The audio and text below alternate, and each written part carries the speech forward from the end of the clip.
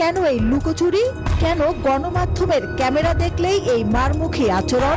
উত্তর খুঁজতে গিয়ে নিউজ 24 এর হাতে আসে চাঞ্চল্যকর সব নথি।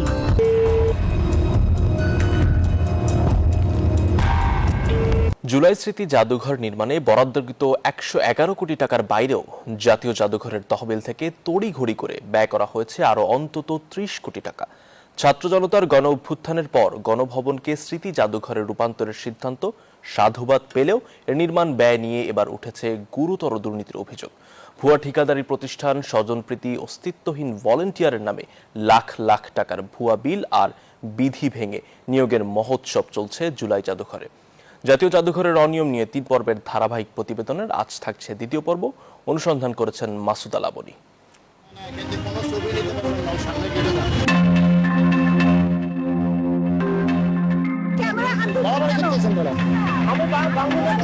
জুলাই স্মৃতি জাদুঘরের ছবি বাইরে থেকে নিতে গেলেই তেড়ে আসেন নিরাপত্তা রক্ষীরা, অথচ এর আগে জাদুঘর কর্তৃপক্ষের অনুমতি নিতে যোগাযোগ করে নিউজ 24। কিন্তু কেন এই লুকোচুরি? কেন গণমাধ্যমের ক্যামেরা দেখলেই এই মারমুখী আচরণ? উত্তর খুঁজতে গিয়ে নিউজ 24 এর হাতে আসে চাঞ্চল্যকর সব নথি।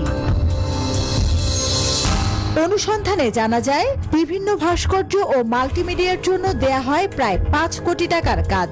নথি বলছে কাজ পায় এইচকে ইন্টারন্যাশনাল, কিন্তু সে অনুযায়ী ঠিকানায় অস্তিত্ব পাওয়া যায়নি প্রতিষ্ঠানটির। তাহলে এইচকে ইন্টারন্যাশনাল নামে এইখানে আবার সেই ভাস্কর্য নির্মাণের কাজ করে মাটি স্টুডিও, স্বত্বাধিকারী তেজস হালদার। সেখানে গিয়েও পাওয়া যায়নি কাউকে। ফোনে কথা হয় শিল্পীর সাথে, বলেন কাজ করেছেন টাকা ছাড়াই। উইদাউট মানি মাথায় রাখেন, উইদাউট মানি আমরা দেশের জন্য কাজ করছি, মাথায় রাখেন। আমারও তো কিছু করার আছে, আমিও তো মামলা করতে পারি, মামলা করবো। অস্তিত্বহীন এইচকে ইন্টারন্যাশনাল আর টেন্ডার ছাড়া মাটি স্টুডিও কিভাবে কাজ করলো? জট খুলতে গিয়ে বেরিয়ে আসে গণপূর্তের ঠিকাদার মনিরুল ইসলাম উজ্জ্বলের নাম। তিনিও কাজ করেছেন মৌখিকভাবে। আমাকে পিডব্লিউডি এক্সিকিউটিভ ইঞ্জিনিয়ার ওনারা বলেন, যদি আপনাকে আমরা কাজটা দেব, যে পাবেন কিনা ঠিক নাই, টেন্ডারে যে পাই তাড়াতাড়ি করে এটা কাজটা শুরু করতে হবে, কাজটা আপনার করতে হবে না। এটা এর আর্টিস্ট হচ্ছে তেজস হালদার, এর জাদুঘরই তাকে নিয়োগ করবো, ওনাদেরই লোক, ওনারাই করবে। আপনি শুধু পেমেন্টটা দিবেন, তার টেন্ডার হলে আপনাকে আমরা পেমেন্টটা দিয়ে দেবো। হ্যাঁ, আমি আর এই কাজগুলো আমার ফার্মের নামে নিতে পারিনি না, আমি তেজসকে তো সাবকন্ট্রাক্টর হিসেবে পেমেন্ট গুলো দিয়েছিলাম। গণপূর্তের ঠিকাদার মৌখিকভাবে জাতীয় জাদুঘরের ঠিকাদারি কিভাবে পেলেন? আর কোথায় সেই এইচকে ইন্টারন্যাশনাল? এর উত্তর খুঁজতে জানা গেল কলকাঠি নেড়েছেন খোদ গণপূর্তের নির্বাহী প্রকৌশলী আব্দুল সাত্তার। আচ্ছা, আপনি পরে আমার সাথে একটু কথা বলে নিন। ফোনে কথা বলবো। এখানেই শেষ নয়, গলদ আছে নকশা তৈরিতেও। 5 কোটি 43 লাখ টাকা ব্যয়ে কাজ পান অ্যাটেলিয়ার রবিন আর্কিটেক্টস এর স্বত্বাধিকারী সালাউদ্দিন আহমেদ। আর কাজ পাওয়া ওই প্রতিষ্ঠানটির উপদেষ্টা আবার জাতীয় জাদুঘরের ট্রাস্টি বোর্ড সভাপতি মেরিনা তাবাসসুম। একক উৎসভিত্তিক ভূতাপেক্ষভাবে কাজ দেয় অভিযোগ ওঠে স্বজনপ্রীতির। প্রতিষ্ঠানের ঠিকানায়ও মেলেনি অফিস। পরবর্তীতে যোগাযোগ হলে সালাউদ্দিন আহমেদ কার্যালয়ের ঠিকানা দেবেন বলেও আর দেননি। অস্বীকার করেন ট্রাস্টি বোর্ড সভাপতির সাথে প্রাতিষ্ঠানিক সম্পর্কের কথাও। আপনি আমাকে গুগলে খুঁজবেন, দেখবেন আপনারা পেয়ে গেছেন, দেখবেন আমি আপনার আশপাশে কোথাও থাকি। এদিকে অনুসন্ধানে দেখা যায়, কাজ পাওয়া এইচকে ইন্টারন্যাশনাল কিংবা অ্যাটেলিয়ার রবিন আর্কিটেক্টস কোনো প্রতিষ্ঠানে সরকারের ইজিপির তালিকাভুক্ত নয়। এটা অবৈধ, সম্পূর্ণ অবৈধ, এবং এখানে দুর্নীতি হয়েছে, এটা স্পষ্ট প্রমাণিত। জাতীয় জাদুঘরের বরাদ্দ 9/6 গল্প এখানেই শেষ নয়। প্রতিষ্ঠানের পাশাপাশি ব্যক্তির মাধ্যমেও হয়েছে লুটপাট। নিউজ 24 এর হাতে আসা বেশ কিছু নোটশিট বলছে, প্রতিদিন 70 থেকে 80 জন ভলান্টিয়ার ও উপদেষ্টার নাস্তার পেছনে গড়ে প্রায় 20 থেকে 25 হাজার টাকা বিল হয়। আর সেই টাকা ক্যাশ করা হতো মঙ্গু মারমা নামের এক ব্যক্তির নামে। এছাড়া নোটশিটে জনতা ব্যাংকের তথ্য থাকলেও কর্তৃপক্ষের সরবরাহ করা চেক অগ্রণী ব্যাংকের। আবার হাজিরা খাতায় 70 থেকে 80 জন ভলান্টিয়ারের কোনো অস্তিত্বই মেলেনি। এরপরও ক্ষুধা মেটেনি। মূল 111 কোটি টাকা বরাদ্দের পরও জাতীয় জাদুঘর থেকে আরও 30 কোটি টাকার বেশি বরাদ্দ নেওয়া হয়েছে। অনুসন্ধানে জানা যায় জাদুঘরে ভলান্টিয়ারদের নাস্তা সহ বেশিরভাগ আপ্যায়নের খাবার নেওয়া হতো প্রবর্তনা নামের একটি প্রতিষ্ঠানের মাধ্যমে, যার অন্যতম স্বত্বাধিকারী আরেক সাবেক উপদেষ্টা ফরিদা আক্তার। অবশ্য প্রবর্তনা কর্তৃপক্ষ বলছে তারা ব্যাংকে নয়, টাকা নিতেন ক্যাশে, যার অঙ্ক মেলে না নাস্তার নামে তোলা বিলের নোটশিটের সঙ্গে।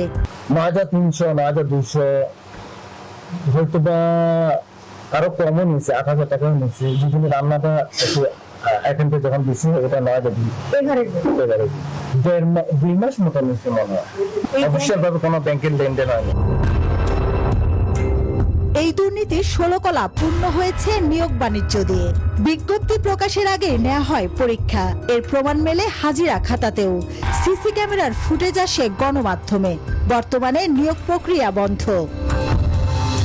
এই জুলাই জাদুঘরের বর্তমান পরিচালকের দায়িত্বে আছেন জাতীয় জাদুঘরের সচিব সাদেকুল ইসলাম, যিনি একসময় সাবেক আওয়ামী লীগ সরকারের ভূমিমন্ত্রীর পিএস ছিলেন।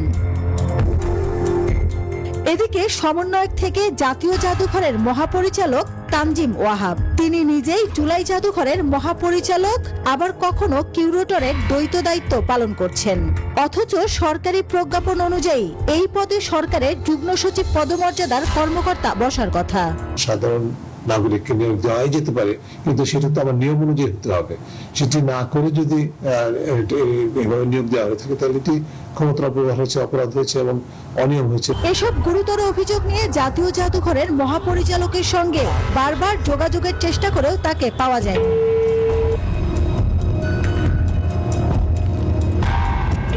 পদ্মা সেতু, মেট্রো রেল এবং এলিভেটেড এক্সপ্রেসওয়ে নির্মাণের গর্বিত অংশীদার বসুন্ধরা সিমেন্ট। এসব দুর্নীতি নিয়ে ব্যবস্থা নেওয়ার কোনো আশ্বাস পাওয়া যায়নি বর্তমান সংস্কৃতি মন্ত্রীর কাছ থেকেও। দুর্নীতি তো সরকার করে নাই, আমরা আশা করি কোনো কাজকর্ম করিনি। যদি কেউ করে থাকে, এর আগে কেউ করে থাকে, সুনির্দিষ্ট অভিযোগ দাও, দিয়ে কেস করে দাও।